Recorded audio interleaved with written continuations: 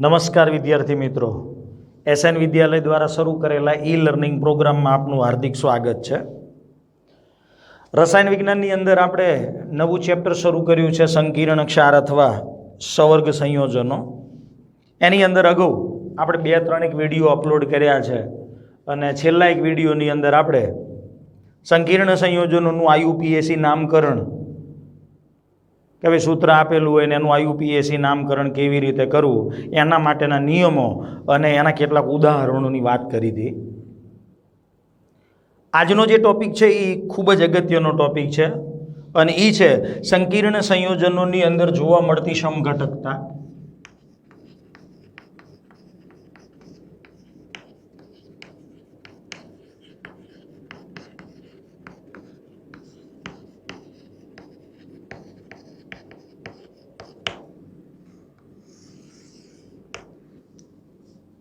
પહેલા તો સમઘટકો એટલે શું? તો કે એવા સંકીર્ણ સંયોજનો કે જેમના અણુ સૂત્ર સમાન હોય અથવા રાસાયણિક સૂત્ર સમાન હોય પણ એમના બંધારણીય સૂત્રો અલગ અલગ હોય, અથવા તો સંક્રાંતિ ધાતુ આયન સાથે જોડાયેલા લિગેન્ડની અવકાશમાં ગોઠવણી અલગ અલગ હોય, તો એવા સંકીર્ણ સંયોજનોને એકબીજાના સમઘટકો કહેવાય। એટલે પહેલાં તો વ્યાખ્યા આવશે કે ભાઈ સમઘટકો એટલે શું? તો કે જે સંકીર્ણ સંયોજનોના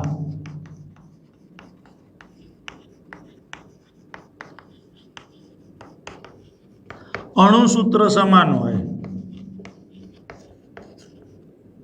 અથવા રાસાયણિક સૂત્ર સમાન હોય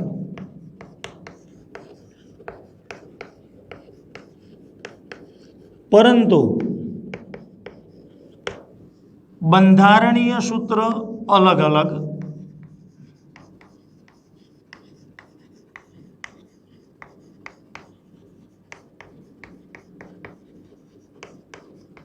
અથવા અવકાશીય ગોઠવણી અલગ અલગ,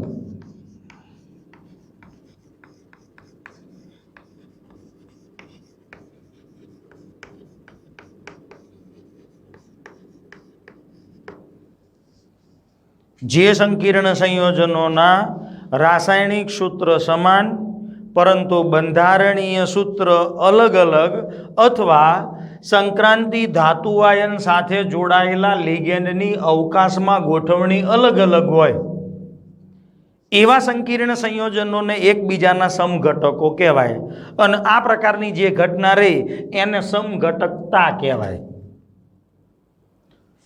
સમઘટકતાનું વર્ગીકરણ કરીએ તો જુદા જુદા 2 પ્રકારની અંદર કરવામાં આવે। ભાઈ સમઘટકતા છે એ મુખ્યત્વે 2 પ્રકારની, એમાં એક આવશે બંધારણીય સમઘટકતા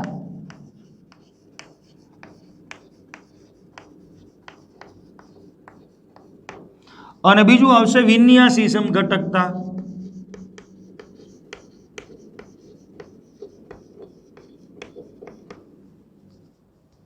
હવે બંધારણીય સમઘટકતા આવે તો એની અંદર પાછા જુદા જુદા 4 એક પ્રકાર છે। એમાં પહેલું આવશે બંધનીય સમઘટકતા, બીજું આવશે કોઓર્ડિનેશન સમઘટકતા, ત્રીજું આવશે આયનીય સમઘટકતા અને ચોથો એક પ્રકાર આવશે જલ યોજન સમઘટકતા।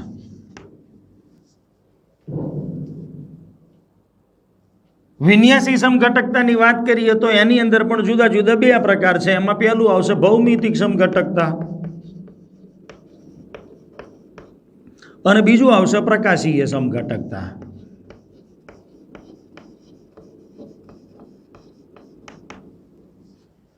ટૂંકમાં આ સમઘટકતા છે એ સમઘટકતા સંક્રાંતિ ધાતુ આયન સાથે જોડાયેલા લિગેન્ડની અવકાશમાં ગોઠવણી અલગ અલગ છે એના અનુસંધાને જોવા મળતી સમઘટકતા છે, એટલે આપણે એને અવકાશીય સમઘટકતા કહીશું।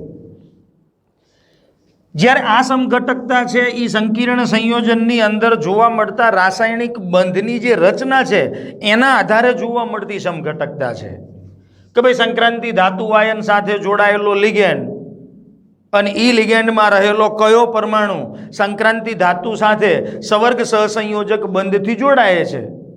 એટલે આની અંદર બંધની રચનાના લીધે તમને આ સમઘટકતા જોવા મળે. જ્યારે આની અંદર લિગેન્ડની સંક્રાંતિ ધાતુ આયન સાથેની અવકાશમાં જે ગોઠવણી, એ ગોઠવણીના આધારે તમને આવી અવકાશીય અથવા તો વિન્યાસી સમઘટકતા જોવા મળે. તો આજે આપણે આવી અવકાશીય સમઘટકતા અથવા તો વિન્યાસી સમઘટકતાની વાત કરીશું. અને ત્યારબાદ આપણે આ બંધારણીય સમઘટકતા અને એના પ્રકારની વાત કરીશું. તો પરીક્ષાની અંદર ઘણી વખત તમને પૂછવામાં આવે છે કે ભૌમિતિક સમઘટકતા કોને કહેવાય, ઉદાહરણ આપીને સમજાવો. પ્રકાશીય સમઘટકતા કોને કહેવાય, ઉદાહરણ આપીને સમજાવો. અથવા આમાંની કોઈ પણ સમઘટકતા. તો આજે આપણે પહેલા વાત કરીશું ભૌમિતિક સમઘટકતાની.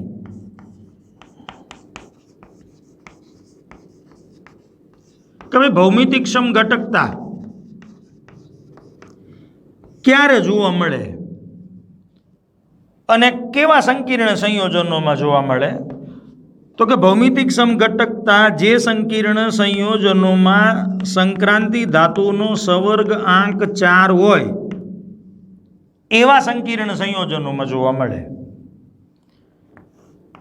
જે સંકીર્ણ સંયોજનોમાં સંક્રાંતિ ધાતુ આયનનો સવર્ગ આંક 6 હોય એવા સંકીર્ણ સંયોજનની અંદર પણ તમને આવી ભૌમિતિક સમઘટકતા જોવા મળે. હવે જેમાં સવર્ગાંક 4 હોય આવા સંકીર્ણ સંયોજનની ભૌમિતિક રચના બે પ્રકારની હોય. એક સમચતુષ્ફલકીય અને બીજી છે સમતલીય સમચોરસ. આવી સમચતુષ્ફલકીય છે કે સમતલીય સમચોરસ એ આપણે સંકીર્ણ સંયોજનોની અંદર સંકરણ જોઈશું, એ વખતે સમજાઈશું. પણ અત્યારે હાલ આપણે જેનો સવર્ગાંક 4 હોય અને જે સંકીર્ણ સંયોજનની ભૌમિતિક રચના સમતલીય સમચોરસ હોય,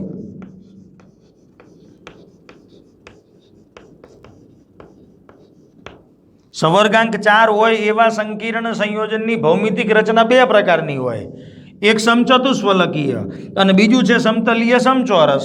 તો સમતલીય સમચોરસ જેવા સંકીર્ણ સંયોજનો હોય કે જેમાં સવર્ગાંક 4 હોય એવા સંકીર્ણ સંયોજનોમાં આપણને ભૌમિતિક સમઘટકતા જોવા મળે.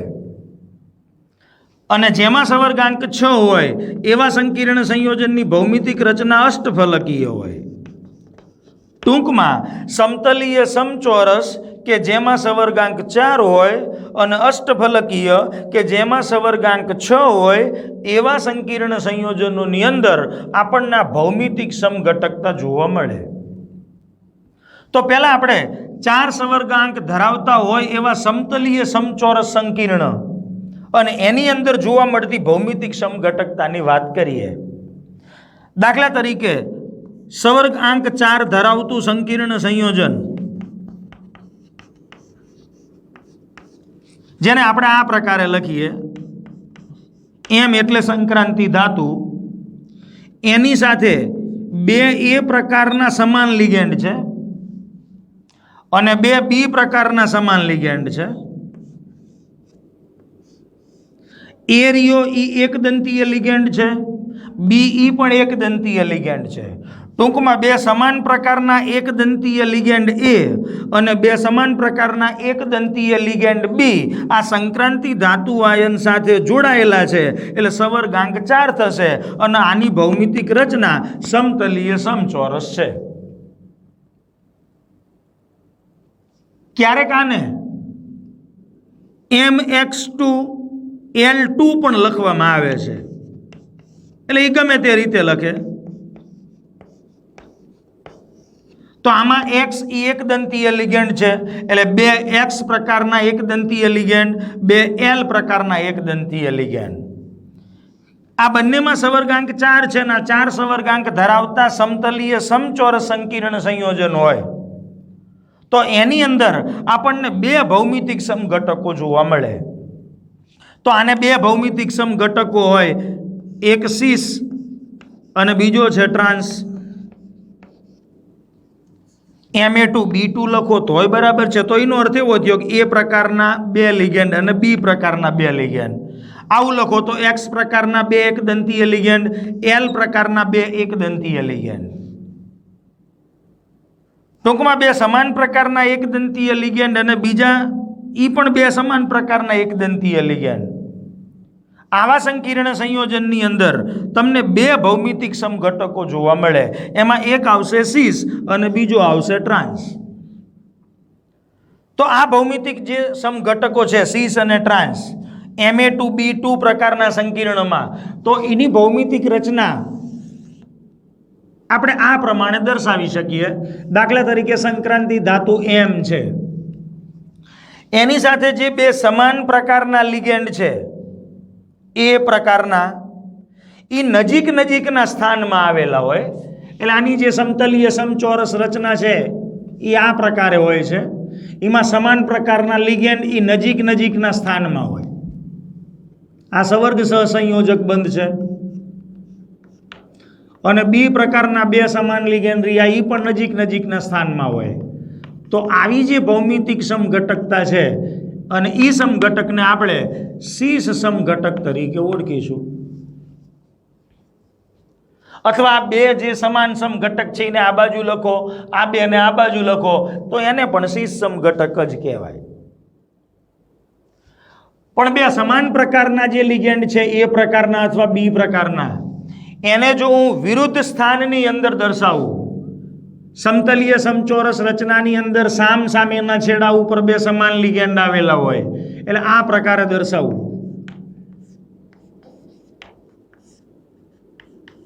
અને બાકીના જે બે લિગેન્ડ છે એ આ પ્રકારના સામ સામેના ખૂણા ઉપર આવેલા હોય.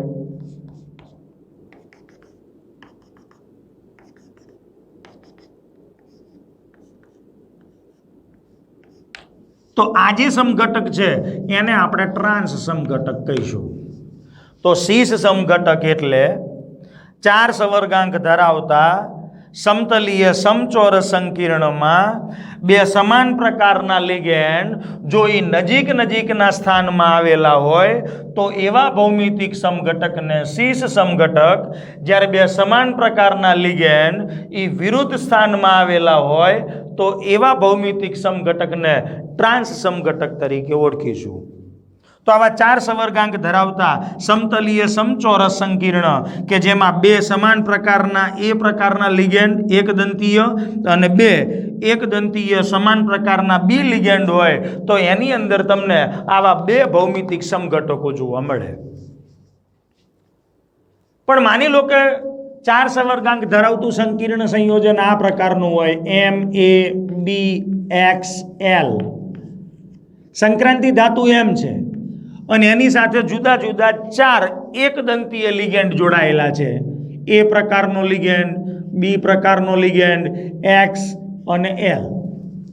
તો એના તમને જુદા જુદા 3 ભૌમિતિક સમઘટક જોવા મળે. એમાં 2 સીસ સમઘટક આવે, જ્યારે એક ટ્રાન્સ સમઘટક જોવા મળે. સવર્ગાંક 4 જ છે, જેની ભૌમિતિક રચના પણ સમતલીય સમચોરસ જ છે. હા, સમચતુષ્ફલકીય હોય તો એની અંદર તમને ભૌમિતિક સમઘટકો જોવા મળતા નથી.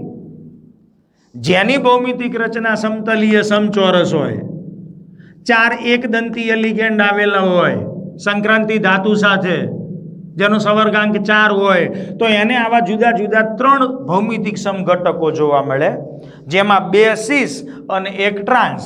તો એ 3 ભૌમિતિક સમઘટકોને કેવી રીતે દર્શાવી શકાય? તો કે આ સંક્રાંતિ ધાતુ એની સાથે જે 2 લિગેન્ડ છે A અને B એ નજીક નજીકના સ્થાનમાં આ પ્રકારે હોય. બાકીના જે 2 એકદંતીય લિગેન્ડ છે X અને L, માન લો કે X અહીંયા છે તો L અહીંયા, એટલે એક ભૌમિતિક સમઘટક આ થયો કે જેમાં A અને B નજીક નજીકના સ્થાનમાં છે, એટલે આ સીસ સમઘટક. એ જ રીતે એમની સાથે જોડાયેલા A અને B સમાન લિગેન્ડ નજીક નજીકના સ્થાનમાં હોય એકદંતીય લિગેન્ડ. આના સ્થાન હું બદલું, અહીંયા L અહીંયા X, તો આને પણ આપણે સીસ સમઘટક જ કહીશું. પણ જો આ A અને B એ નજીક નજીકના સ્થાનમાં હોવાના બદલે વિરુદ્ધ સ્થાનમાં હોય, સંક્રાંતિ ધાતુ M એની સાથે જોડાયેલો લિગેન્ડ A અને B એ સામસામેના સ્થાનમાં, જ્યારે અહીંયા X અને L, તો આ જે ભૌમિતિક સમઘટક છે એને આપણે ટ્રાન્સ સમઘટક કહીશું. તો જ્યારે સંક્રાંતિ ધાતુ સાથે 4 જુદા જુદા એક દંતીય લિગેન્ડ જોડાયેલા હોય ત્યારે એમાંના 2 લિગેન્ડ જો નજીકના સ્થાનમાં હોય તો એક ગોઠવણી આ પ્રકારની થશે જેને આપણે સીસ કહીશું. બીજી ગોઠવણી એક આ પ્રકારની થશે એને પણ આપણે સીસ કહીશું. અને ત્રીજી એક ગોઠવણી કે જેમાં આ 2 લિગેન્ડ નજીકમાં હતા હવે એ સામસામેના સ્થાનમાં આવી જાય તો એના લીધે આપણને જે રચના જોવા મળે એને આપણે ટ્રાન્સ સમઘટક કહીશું. તો સવર્ગાંક 4 ધરાવતા હોય એવા સંકીર્ણ સંયોજનોની અંદર આપણને આવા 2 પ્રકારના ભૌમિતિક સમઘટકો જોવા મળે, એક સીસ બીજું ટ્રાન્સ. Ma2B2 હોય તો એક સીસ સમઘટક એક ટ્રાન્સ સમઘટક, જ્યારે MABXL જેમાં 4 એક દંતીય લિગેન્ડ હોય તો એને આવા જુદા જુદા 3 ભૌમિતિક સમઘટકો જેમાં 2 સીસ એક ટ્રાન્સ હોય. એનું ઉદાહરણ આપણે જોવું હોય, માની લો કે Ma2B2 પ્રકારનું 4 સવર્ગાંક ધરાવતું સંકીર્ણનું ઉદાહરણ જોવું છે તો એની અંદર PTNS3 ટ્વાઇસ Cl2 આ એક સંકીર્ણ સંયોજન તમને આપેલું છે. અને એ સંકીર્ણ સંયોજન જેમાં 2 NH3 પ્રકારના સમાન લિગેન્ડ છે, 2 Cl પ્રકારના સમાન લિગેન્ડ છે અને એના અનુસંધાને મારે સંકીર્ણ સંયોજન જે છે એ સંકીર્ણ સંયોજનની ભૌમિતિક સમઘટકોની વાત કરવી છે. તો સંક્રાંતિ ધાતુ પ્લેટિનમ સાથે જોડાયેલા 2 NH3 પ્રકારના સમાન લિગેન્ડ એ નજીકના સ્થાનમાં હોય, એટલે કાં તો આ સ્થાનની અંદર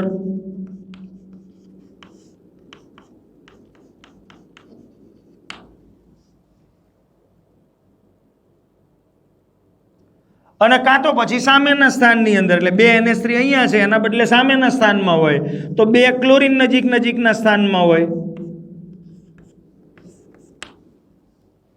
તો આ જે સમઘટક છે એ સમઘટકને આપણે સીસ સમઘટક તરીકે ઓળખીશું.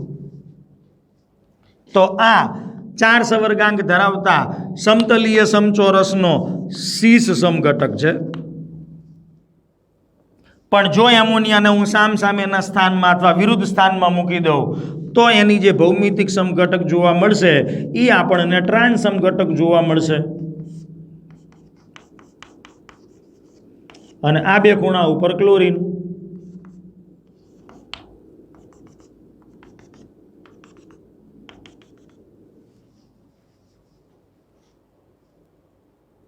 તો આ જે છે એ સીસ સમઘટક છે, જ્યારે આમાં 2 સમાન લિગેન્ડ જે છે એ પરસ્પર વિરુદ્ધ સ્થાનમાં છે એટલે આને આપણે ટ્રાન્સ સમઘટક કહીશું. તો Ma2B2 પ્રકારના 4 સવર્ગાંક ધરાવતા સમતલીય સમચોરસ સંકીર્ણમાં તમને આવા 2, એક સીસ અને બીજો ટ્રાન્સ એમ 2 ભૌમિતિક સમઘટકો જોવા મળે. ત્યારબાદ આપણે વાત કરીશું 6 સવર્ગાંક ધરાવતા સંકીર્ણ સંયોજનની. તો 6 સવર્ગાંક ધરાવતા હોય એવા સંકીર્ણ સંયોજનો કે જેની ભૌમિતિક રચના અષ્ટફલકીય હોય છે. આ અષ્ટફલકીય સંકીર્ણ સંયોજન હોય તો એની અંદર જોવા મળતી જે ભૌમિતિક સમઘટકતા છે, હવે 6 સવર્ગાંક ધરાવતું જે સંકીર્ણ સંયોજન છે એને આ પ્રકારે લખવામાં આવે કે ભાઈ સંક્રાંતિ ધાતુ એમ એની સાથે 2 સમાન પ્રકારના લિગેન્ડ હોય, માની લો કે X2 એટલે આ 2 લિગેન્ડ સમાન પ્રકારના અને બીજા 4 લિગેન્ડ સમાન પ્રકારના, ટૂંકમાં છે એક દંતીય લિગેન્ડ. તો આવા 2 એક દંતીય લિગેન્ડ ને 4 એટલે સવર્ગાંક 6 થઈ ગયો. અથવા આને આમ પણ લખવામાં આવે છે કે ભાઈ સંક્રાંતિ ધાતુ એમ એની સાથે 4 પ્રકારના સમાન લિગેન્ડ અને 2 B પ્રકારના સમાન લિગેન્ડ. તો આ બેની ભૌમિતિક રચના અષ્ટફલકીય છે કારણ કે એમનો સવર્ગાંક 6 છે. તો આ 6 સવર્ગાંક ધરાવતા સંકીર્ણ સંયોજનની અંદર પણ તમને 2 સમઘટક જોવા મળે, એક સીસ સમઘટક અને બીજો એક ટ્રાન્સ સમઘટક. આ સીસ અને ટ્રાન્સ સમઘટકમાં જે બે સમાન લિગેન્ડ છે એ નજીકના સ્થાનમાં હોવા જોઈએ તો સીસ, અને બે સમાન પ્રકારના લિગેન્ડ જો વિરુદ્ધ સ્થાનમાં હોય તો ટ્રાન્સ. MX2L4 પ્રકારનું સંકીર્ણ અથવા MA4B2 પ્રકારનું સંકીર્ણ હોય તો એની અંદર તમને આવા બે ભૌમિતિક સમઘટક જોવા મળે, એક સીસ અને બીજો છે ટ્રાન્સ. હવે એને મારે દર્શાવવું હોય તો હું આ પ્રમાણે દર્શાવી શકું. તો પહેલા તો આપણે અષ્ટફલકીય સંકીર્ણની રચનાની વાત કરીએ કે બે સંક્રાંતિ ધાતુ એની સાથે 6 લિગેન્ડ આ પ્રકારે જોડાયેલા હોય, 4 ખૂણા ઉપર 4, એટલે એક લિગેન્ડ અહીંયા, બીજો એક લિગેન્ડ અહીંયા, ત્રીજો, ચોથો, અહીંયા પાંચમો અને અહીંયા છઠ્ઠો. આવી જે ભૌમિતિક રચના છે એને આપણે અષ્ટફલકીય કહીશું. હવે અત્યારે હાલ સંક્રાંતિ ધાતુ સાથે બે સમાન પ્રકારના એક્સ પ્રકારના લિગેન્ડ છે.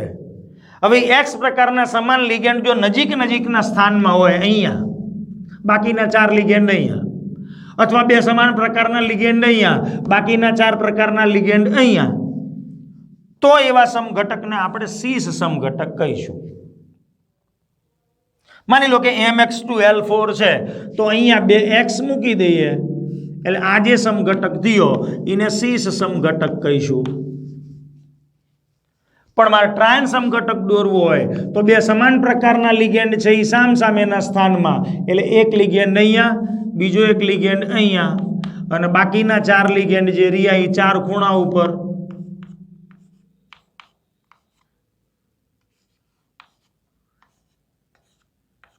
તો આ જે સમઘટક છે એ સમઘટકને આપણે ટ્રાન્સ સમઘટક કહીશું.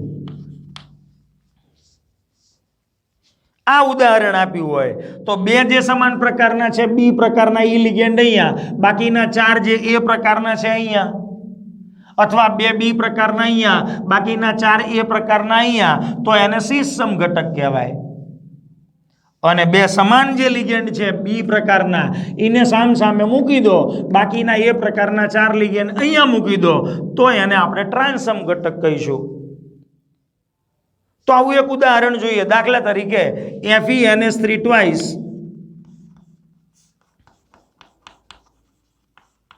CN4 અને એના ઉપર -1 આ સંકીર્ણ આયન છે. તો એ સંકીર્ણ આયન જેની ભૌમિતિક રચના અષ્ટફલકીય છે, કારણ કે આ 4 સવર્ગ સહસંયોજક બંધ બનાવશે, એક એમોનિયા 1 એટલે એ પણ 2 છે, એટલે 6 સવર્ગાંક થયો. આ બે સમાન લિગેન્ડ છે, આ 4 સમાન લિગેન્ડ સમાન પ્રકારના લિગેન્ડ છે. તો એના બે ભૌમિતિક સમઘટકો, એક સીસ, માન લો કે સીસ દોરવો છે સમઘટક, તો અહીંયા Fe એની સાથે 4 ખૂણા ઉપર 4, એક ઉપર એક નીચે, બે સમાન પ્રકારના લિગેન્ડ રહ્યા એ નજીકના સ્થાનમાં ગોઠવી દો. માની લો કે અહીંયા NH3, અહીંયા NH3, બાકીની 4 જગ્યાએ આ CN નામના સાઇનો નામના લિગેન્ડ મૂકી દો.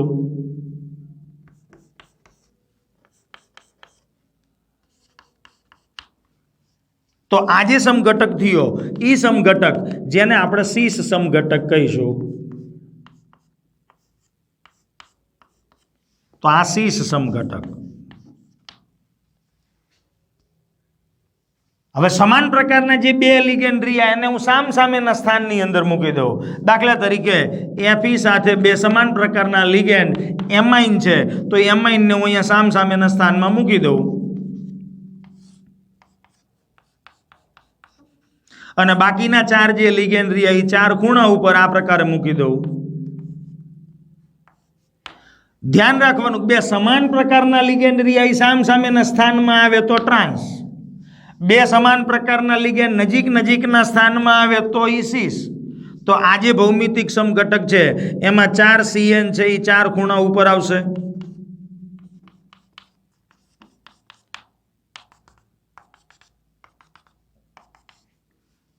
તો આ જે ભૌમિતિક સમઘટક છે એને આપણે ટ્રાન્સ સમઘટક કહીશું. તો MA4B2 4 સમાન પ્રકારના લિગેન્ડ અને 2 સમાન પ્રકારના લિગેન્ડ, એમ ટોટલ 6 લિગેન્ડ હોય અને એવા અષ્ટફલકીય સંકીર્ણની અંદર તમને આવા 2 ભૌમિતિક સમઘટક જોવા મળે. એક સીસ સમઘટક, બીજો છે ટ્રાન્સ સમઘટક. ક્યારેક એવું પણ બને કે સંકીર્ણ સંયોજન કે જેની ભૌમિતિક રચના અષ્ટફલકીય હોય પણ એની સાથે જોડાયેલા લિગેન્ડ આ પ્રકારે હોય, 3 સમાન પ્રકારના લિગેન્ડ અને બીજા 3 સમાન પ્રકારના લિગેન્ડ, આવી રચના હોય. Ma3B3, જ્યાં M એ સંક્રાંતિ ધાતુ, A પ્રકારના 3 લિગેન્ડ સમાન અને B પ્રકારના 3 સમાન લિગેન્ડ. તો એવા સંકીર્ણની અંદર પણ તમને ભૌમિતિક સમઘટકો જોવા મળે. પણ જ્યારે 3 સમાન પ્રકારના લિગેન્ડ હોય ત્યારે જે ભૌમિતિક સમઘટકતા જોવા મળે છે, ભૌમિતિક સમઘટકો, એમાં એકને નામ આપીએ છીએ ફેસિયલ અને બીજો જે સમઘટક છે એનું નામ છે મેરિડિયોનલ.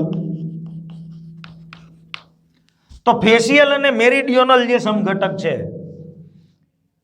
એ ભૌમિતિક સમઘટકને કેવી રીતે દર્શાવી શકાય? તો કે સમાન પ્રકારના જે લિગેન્ડ છે એ પાસેના નજીકના સ્થાનમાં હોય. દાખલા તરીકે આ સંક્રાંતિ ધાતુ એમ છે, એની સાથે જોડાયેલા 3 A પ્રકારના લિગેન્ડ આ પ્રકારે ગોઠવાયેલા હોય. એક A પ્રકારનો લિગેન્ડ અહીંયા બીજા 2 ખૂણા ઉપર, અથવા અહીંયા ન મૂકવો હોય ને આ બાજુના ખૂણા ઉપર મૂકો તોય ભલે. B પ્રકારના જે લિગેન્ડ છે 3 આ પ્રકારે, આવી ભૌમિતિક રચના હોય. 6 સવર્ગ સહસંયોજક બંધ બનશે. તો આજે છે કે 3 જે સમાન પ્રકારના લિગેન્ડ છે એ એકબીજાની નજીકમાં આ પ્રકારે ગોઠવાયેલા હોય અથવા આ પ્રકારે ગોઠવાયેલા હોય, તો એવા સમઘટકને આપણે ફેસિયલ કહીશું. એવા સમઘટકને આપણે ફેસિયલ કહીશું. પણ માની લો કે એની મેરિડિયોનલ સમઘટક દોરવો છે તો સંક્રાંતિ ધાતુ એની સાથે જોડાયેલા જે 3 સમાન પ્રકારના લિગેન્ડ છે એમાંના 2 ને પહેલા સામે મૂકી દેવાના. એને અહીંયા મૂકી દો, બીજો એક લિગેન્ડ એ સમાન પ્રકારનો સામે. હવે બાકીના 4 સમઘટકોને લિગેન્ડને ગમે ત્યાં મૂકી દો. આ 4 ખૂણા પૈકી માની લો કે એને હું અહીંયા મૂકી દઉં. કોઈને એમ થાય કે ના મારે તો અહીંયા એ મૂકવો છે તોય ચાલે, અહીંયા મૂકો ગમે ત્યાં. અને બાકીના 3 B પ્રકારના લિગેન્ડ,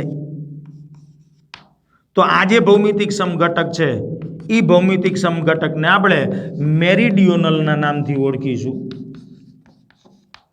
પણ આ ત્યારે જ જોવા મળે કે સંક્રાંતિ ધાતુ સાથે 3 સમાન પ્રકારના લિગેન્ડ, બીજા પણ 3 સમાન પ્રકારના લિગેન્ડ હોય તો તમને આવી ફેસિયલ અને મેરિડિયોનલ જેવા ભૌમિતિક સમઘટકો જોવા મળે.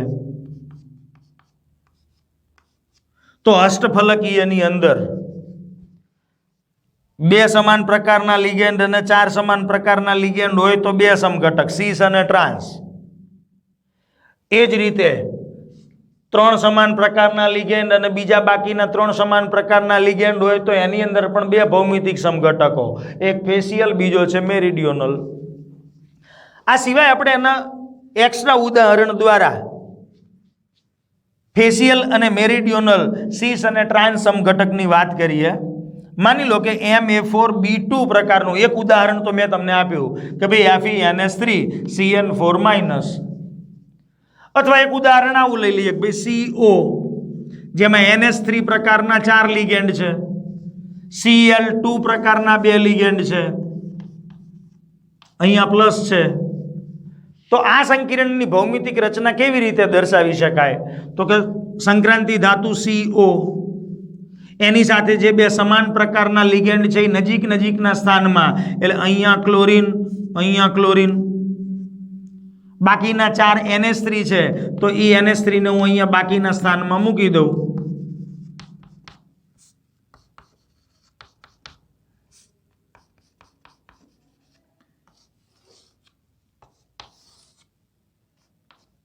તો આ જે ભૌમિતિક સમઘટક છે એને આપણે સીસ કહીશું. એ જ રીતે 2 સમાન પ્રકારના લિગેન્ડ એને સામેના સ્થાનમાં મૂકી દઉં. બે સમાન પ્રકારના લિગેન્ડ જે છે એને હું સામસામેના સ્થાનમાં, એટલે અહીંયા ક્લોરીન મૂકી દઉં, અહીંયા ક્લોરીન મૂકી દઉં, બાકીના 4 સ્થાનની અંદર હું NH3 મૂકી દઉં.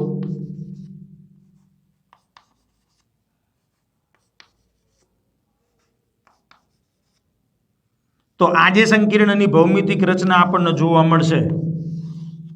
ઈ ભૌમિતિક સમઘટકને આપણે ટ્રાન્સ સમઘટક તરીકે ઓળખીશું. ટૂંકમાં બે સમાન પ્રકારના છે એને ધ્યાનમાં રાખીને તમારે એના ભૌમિતિક સમઘટક દોરવાના. જો એ નજીકના સ્થાનમાં હોય તો સીસ અને સામસામેના સ્થાનમાં હોય તો એને આપણે ટ્રાન્સ કહીશું.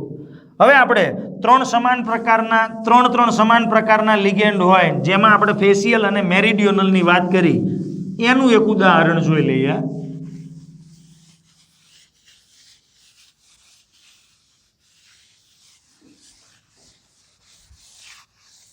Ma3B3 પ્રકારના સંકીર્ણ હોય તો એવા સંકીર્ણના ઉદાહરણની અંદર આપણે વાત કરીએ તો સંક્રાંતિ ધાતુ CO લઈ લઈએ, એની સાથે 3 NH3 પ્રકારના લિગેન્ડ અને 3 NO2 પ્રકારના લિગેન્ડ,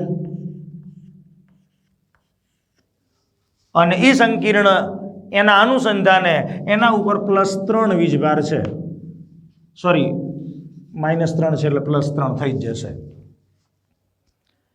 આ સંકીર્ણની મારે ભૌમિતિક રચના દોરવી છે. તો 3 સમાન પ્રકારના લિગેન્ડ થયા એટલે એના અનુસંધાને તમને ફેશિયલ અને મેરિડિયોનલ આવા બે ભૌમિતિક સમઘટકો જોવા મળે. તો સંક્રાંતિ ધાતુ એની સાથે જોડાયેલા 3 સમાન પ્રકારના લિગેન્ડ નજીકના સ્થાનમાં, તો અહીંયા હું મૂકી દઉં 2 ખૂણા ઉપર, એક અહીંયા, બાકીના જે 3 છે એને આ પ્રકારે. એ તમારી અનુકૂળતા મુજબ. માની લો કે 3 NO2 છે એને મારા સ્થાનમાં મૂકવા હોય તો ચાલશે. બાકીના 3 NH3 રહ્યા એના આ પ્રકારે. તો આજે ભૌમિતિક રચના આપણને જોવા મળશે કે જેમાં 3 સમાન પ્રકારના લિગેન્ડ રહ્યા નજીકના સ્થાનમાં છે, માટે એને આપણે ફેશિયલ ભૌમિતિક સમઘટક તરીકે ઓળખીશું. પણ જો મારે એની મેરિડિયોનલ સમઘટક દોરવો હોય તો 2 NO2 સામસામે મૂકી દો, બાકીના 4 ને ગમે આ, અથવા 2 NH3 સામસામે મૂકી દો, NO2 પ્રકારના લિગેન્ડ જેને હું સામસામે મૂકી દઉં, અને બાકીના 4 ખૂણા ઉપર 4, એમાંના કોઈ પણ એક સ્થાન ઉપર NO2 મૂકી દો, અને અહીંયા NH3 પ્રકારના લિગેન્ડ.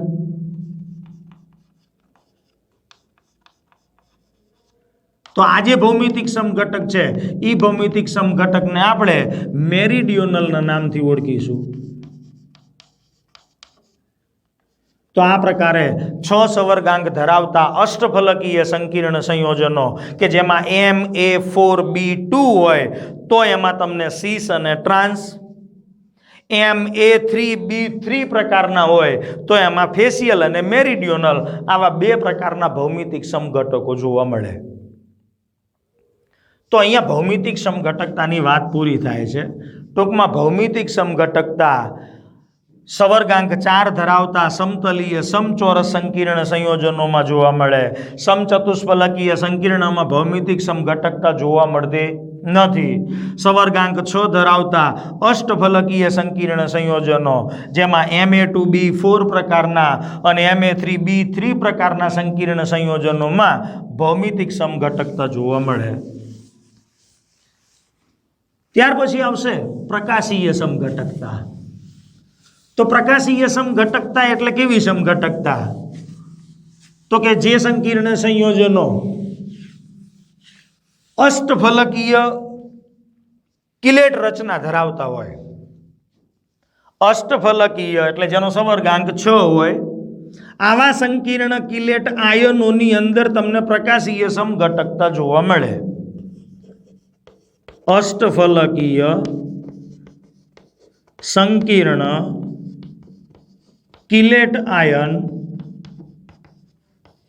માં આવી પ્રકાશીય સમઘટકતા જોવા મળે. હવે કિલેટ એટલે તો અગાઉ આપણે તમને કિલેટ સમજાવી દીધું છે કે જ્યારે સંક્રાંતિ ધાતુ આયન સાથે બહુદંતીય લિગેન્ડ જોડાયેલો હોય, બહુદંતીય એટલે બે કે બે કરતાં વધારે સવર્ગ સ્થળ નિર્દેશ ધરાવતો લિગેન્ડ, જ્યારે સંકીર્ણ સંયોજનમાં સંક્રાંતિ ધાતુ આયન સાથે દ્વિદંતીય લિગેન્ડ અથવા ત્રિદંતીય લિગેન્ડ અથવા ષટદંતીય લિગેન્ડ એ જોડાયેલો હોય ત્યારે સંકીર્ણ સંયોજનની રચના ચક્રીય થાય અને આવી ચક્રીય રચના ધરાવતા સંકીર્ણને આપણે કિલેટ તરીકે ઓળખીએ છીએ. તો આવા અષ્ટફલકીય સંકીર્ણ કિલેટ આયનની અંદર આવી પ્રકાશીય સમઘટકતા જોવા મળે. તો પ્રકાશીય સમઘટકતા એટલે જે સંકીર્ણ સંયોજનોના રાસાયણિક સૂત્ર સમાન હોય, બંધારણીય સૂત્ર પણ સમાન હોય, પણ સંક્રાંતિ ધાતુ આયન સાથે જોડાયેલા લિગેન્ડની અવકાશમાં ગોઠવણી અલગ અલગ હોય, તો એમને એકબીજાના પ્રકાશીય સમઘટકો તરીકે ઓળખવામાં આવે અને આ પ્રકારની ઘટનાને પ્રકાશીય સમઘટકતા કહેવાય. તો પ્રકાશીય સમઘટકતાની અંદર માની લો કે બે સંકીર્ણ છે અષ્ટફલકીય, તો આનું પ્રતિબિંબ છે, આનું પ્રતિબિંબ છે અથવા આનું પ્રતિબિંબ છે. ટૂંકમાં પ્રકાશીય સમઘટકો એકબીજાના પ્રતિબિંબી હોય.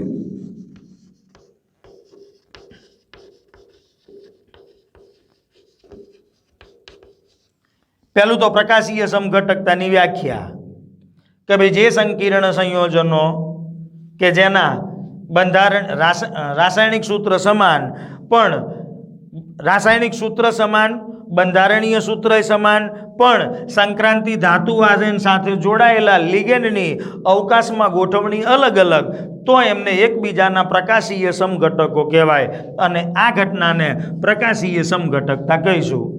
પ્રકાશીય સમઘટકતા એ અષ્ટફલકીય સંકીર્ણ અને કિલેટ આયનની અંદર જોવા મળે જેની રચના ચક્રીય હોય.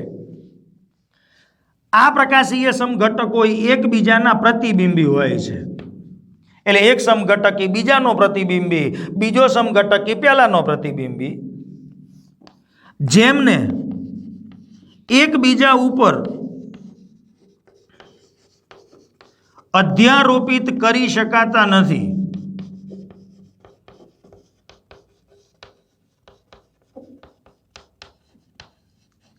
માન લો કે એક સમઘટક છે પ્રકાશીય, આ બીજો સમઘટક, બે એકબીજાના પ્રતિબિંબી છે. માની લો કે જમણો હાથ અને ડાબો હાથ, તો જમણો હાથ એ ડાબા હાથનું પ્રતિબિંબ છે, ડાબો હાથ એ જમણા હાથનું પ્રતિબિંબ છે. વચ્ચે અરીસો મૂકી દો એટલે જમણા હાથનું પ્રતિબિંબ ડાબો હાથ, ડાબા હાથનું પ્રતિબિંબ જમણો હાથ. એનો અર્થ કે આ બે એકબીજાના પ્રતિબિંબી છે. હવે આ જમણા હાથનું અને ડાબો હાથ બેને એકબીજા ઉપર યોગ્ય રીતે બંધ બેસતા કરી શકાતા નથી. એટલે એકને એના સ્થાન ઉપરથી ઉપાડી અને બીજાના સ્થાન ઉપર મૂકવાનું.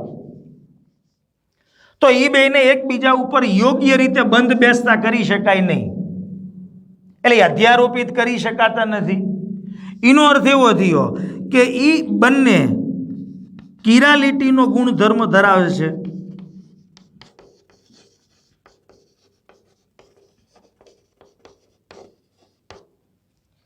એવા સમઘટકો કે જે એકબીજાના પ્રતિબિંબી હોય, જેને એકબીજા ઉપર અધ્યારોપિત કરી શકાતા ન હોય, એમને કિરાલિટીનો ગુણધર્મ ધરાવે છે એમ કહી શકાય.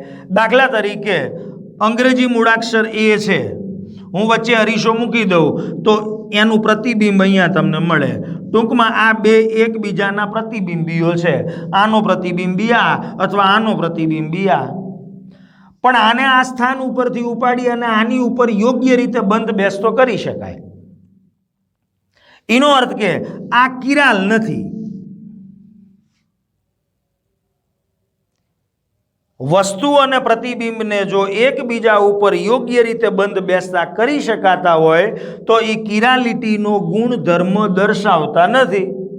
પણ માની લો કે અંગ્રેજી મૂળાક્ષર પી લઈ લઉં, વચ્ચે અરીસો મૂકી દઉં તો સામે એનું પ્રતિબિંબ મને આ પ્રકારે મળે. હવે આને અહીંથી ઉપાડીને આના ઉપર યોગ્ય રીતે બંધ બેસતો કરી શકાય નહીં. એટલે આ કિરાલ નથી, પણ આમાં બંધ બેસતા, આ બેને બંધ બેસતા કરી શકાય છે, માટે કિરાલિટીનો ગુણધર્મ દર્શાવતા નથી. પણ આ બેને વસ્તુને પ્રતિબિંબ ઉપર અથવા પ્રતિબિંબને વસ્તુ ઉપર અધ્યારોપિત કરી શકાતા નથી, માટે કિરાલિટીનો ગુણધર્મ દર્શાવે. તો પ્રકાશીય સમઘટકો એ એવા સમઘટકો છે કે જે બે એકબીજાના પ્રતિબિંબી હોય. આ બેને એકબીજા ઉપર યોગ્ય રીતે બંધ બેસતા કરી શકાય નહીં, માટે કિરાલિટીનો ગુણધર્મ દર્શાવે. તો મોટે ભાગે આવા અષ્ટફલકીય સંકીર્ણ કિલેટ આયનની અંદર આપણને આવી પ્રકાશીય સમઘટકતા જોવા મળે. તો એના 2-3 ઉદાહરણોની આપણે વાત કરીએ. દાખલા તરીકે CrEn3+3 આવો એક અષ્ટફલકીય સંકીર્ણ આયન છે. CrEn3+3 આવા સંકીર્ણની અંદર આપણે પ્રકાશીય સમઘટકની વાત કરવી છે. તો પ્રકાશીય જે સમઘટકો છે, વસ્તુ અને પ્રતિબિંબ, તો એ બે સમઘટકોમાં એક સમઘટક જેને આપણે ડેક્સ્ટ્રો કહીશું અને બીજો એક સમઘટક છે એને આપણે લીવો કહીશું. હવે ડેક્સ્ટ્રો અને લીવો શું છે એ હું તમને સમજાવી દઉં. તો એક પ્રયોગ આવે છે, પોલરીમીટરનો પ્રયોગ. કોઈ પણ પદાર્થ પ્રકાશ ક્રિયાશીલ છે કે નહીં નક્કી કરવું હોય તો એ પદાર્થનું દ્રાવણ એ પોલરીમીટરની ટ્યુબમાં ભરી દેવાનું. પછી પોલરીમીટરની ટ્યુબની અંદર ધ્રુવીભૂત પ્રકાશને આપાત કરવાનો. આ ધ્રુવીભૂત પ્રકાશ જ્યારે તમે પોલરીમીટરની ટ્યુબ ઉપર આપાત કરશો એટલે એ પદાર્થનું દ્રાવણ એ ધ્રુવીભૂત પ્રકાશના તલનું કોણાવર્તન ન કરી શકે. તો એનો અર્થ કે પોલરીમીટરમાં ભરેલો પદાર્થ એ બિન પ્રકાશ ક્રિયાશીલ છે. ટૂંકમાં જે પદાર્થો ધ્રુવીભૂત પ્રકાશના તલનું કોણાવર્તન કરી શકતા નથી એવા પદાર્થોને બિન પ્રકાશ ક્રિયાશીલ કહેવાય. પણ માની લો કે તમે દ્રાવણ ભર્યું છે ને એના ઉપર ધ્રુવીભૂત પ્રકાશ આપાત કરો, એ પદાર્થ ધ્રુવીભૂત પ્રકાશના તલનું કોણાવર્તન કરી નાખે. કાં તો એને જમણી બાજુ ફેરવી દે, કાં તો એને ડાબી બાજુ ફેરવે. પ્રકાશ આમ આપાત થતો હોય એને કાં તો જમણી બાજુ કાં તો એ પ્રકાશનું ડાબી બાજુ કોણાવર્તન કરે. તો એ કોણાવર્તનના આધારે આપણે એને ડેક્સ્ટ્રો કે લીવો એવું નામ આપ્યું છે. જો એ ધ્રુવીભૂત પ્રકાશના તલનું કોણાવર્તન ડાબી બાજુ કરે તો આપણે એને લીવો કહીએ છીએ. અને લીવો એટલે વામ ભ્રમણીય. આ યાદ રાખજો, લીવો એટલે એમાં ધ્રુવીભૂત પ્રકાશના તલનું કોણાવર્તન ડાબી બાજુ. ધ્રુવીભૂત પ્રકાશના તલનું કોણાવર્તન જો ડાબી બાજુ કરે તો ડાબી બાજુ કરે તો એને આપણે લીવો અથવા તો એને વામ ભ્રમણીય કહીશું. અને જો એ પોલરીમીટરની અંદર ભરેલો પદાર્થ ધ્રુવીભૂત પ્રકાશના તલનું કોણાવર્તન જમણી બાજુ કરે તો એને ડેક્સ્ટ્રો કહેવાય. અને ડેક્સ્ટ્રો એટલે એને દક્ષિણ ભ્રમણીય કહીશું. તો એ પ્રકાશીય સમઘટક ડેક્સ્ટ્રો છે કે લીવો એ પદાર્થને જોઈને કહી શકાતું નથી, એને પ્રયોગ દ્વારા નક્કી કરી શકાય. તો આવા પ્રકાશીય સમઘટકમાં એક આપણે આ ઉદાહરણ લઈએ કે ભાઈ CrEn3+3 આવો અષ્ટફલકીય સંકીર્ણ કિલેટ આયન છે, તો એના પ્રકાશીય સમઘટકો દોરો. તો સંક્રાંતિ ધાતુ ક્રોમિયમ છે, અષ્ટફલકીય સંકીર્ણ છે એટલે એની ભૌમિતિક રચના આ પ્રકારની થશે.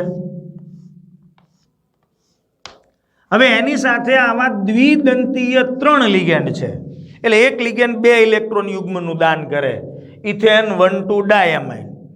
તો ઇથેન 1,2 ડાયમાઇન છે, ઇથેન 1,2 ડાયમાઇન એના અનુસંધાને આપણે એની ભૌમિતિક રચના દોરવી હોય, તો આ પ્રકારે દોરી શકીએ કે ભાઈ 3 ઇથેન 1,2 ડાયમાઇન નામના તટસ્થ લિગેન્ડ છે, તો એક EN અહીંયા મૂકી દઈએ એક જ લિગેન્ડ 2 ઇલેક્ટ્રોન યુગ્મનું દાન કરે એટલે 2 સવર્ગ સહસંયોજક બંધ રચે. બીજો લિગેન્ડ ઇથેન 1,2 ડાયમાઇન એ પણ 2 ઇલેક્ટ્રોન યુગ્મનું દાન કરે એટલે 2 સવર્ગ સહસંયોજક બંધ ઈ રચે.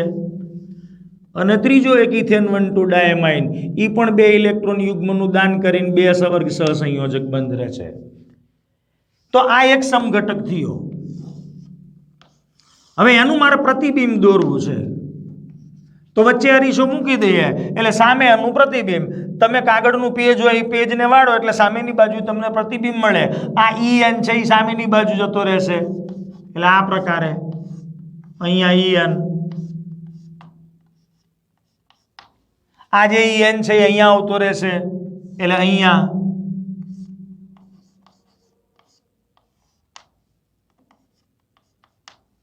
અને ત્રીજો જે ઇથેન 1,2 ડાયમાઇન છે એ અહીંયા આવતો રહેશે.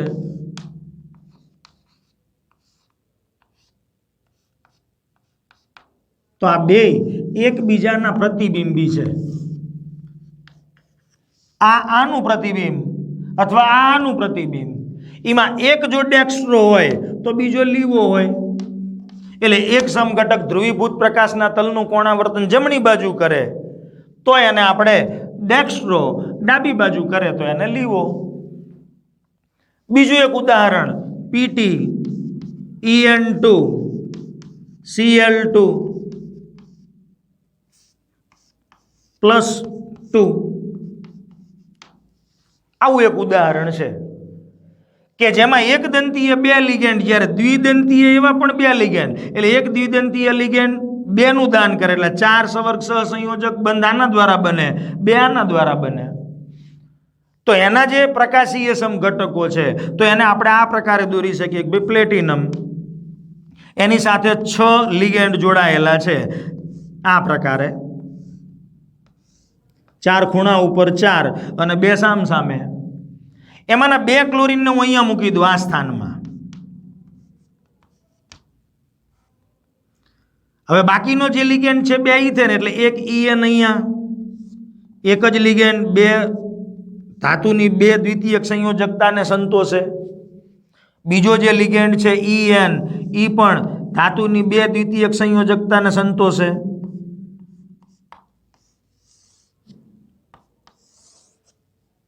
તો એક પ્રકાશીય સમઘટક આ થયો. હવે મારે એનો પ્રતિબિંબી દોરવો છે તો આનું પ્રતિબિંબ સામે દોરવાનું. આ સંક્રાંતિ ધાતુ PT, એની સાથે આ લિગેન્ડ ક્લોરીનના અહીંયા હતા એ હવે એના પ્રતિબિંબીમાં આ બાજુ આવતા રહે એટલે અહીંયા ક્લોરીન ને અહીંયા ક્લોરીન. બાકીના 4 જે લિગેન્ડ છે એમાં એક EN અહીંયા આવશે અને એક EN અહીંયા આવશે.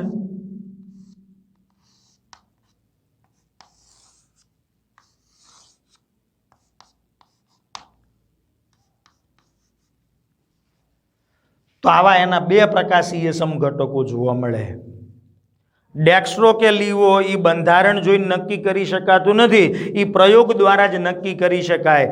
ધ્રુવીભૂત પ્રકાશના તલનું કોણાવર્તન જો ડાબી બાજુ ફેરવે તો એને લીવો અથવા વામ ભ્રમણીય કહેવાય, અને જમણી બાજુ ફેરવે તો ડેક્સ્ટ્રો અથવા તો એને દક્ષિણ ભ્રમણીય તરીકે ઓળખવામાં આવે. તો આ પ્રમાણે અષ્ટફલકીય કિલેટ એટલે કે ચક્રીય રચના ધરાવતા સંકીર્ણ આયનની અંદર પ્રકાશીય સમઘટકતા જોવા મળે. પ્રકાશીય સમઘટકો એકબીજાના પ્રતિબિંબી હોય, જેમને એકબીજા ઉપર યોગ્ય રીતે બંધ બેસતા કરી શકાતા નથી અને કિરાલિટીનો ગુણધર્મ દર્શાવે છે. તો અહીંયા વિન્યાસી સમઘટકતાની વાત પૂરી થાય છે. હવે આવશે બંધારણીય સમઘટકતા અને એના પ્રકાર, જેની ચર્ચા આપણે આગળના વિડીયોમાં કરીશું. નમસ્કાર.